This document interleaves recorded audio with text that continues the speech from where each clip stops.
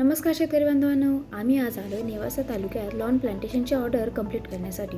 कस्टमरला ही लॉन कोणत्याही परिस्थितीत गणपतीच्या आधी बसवून हवी होती, म्हणून त्यांनी आम्हाला कॉन्टॅक्ट केला.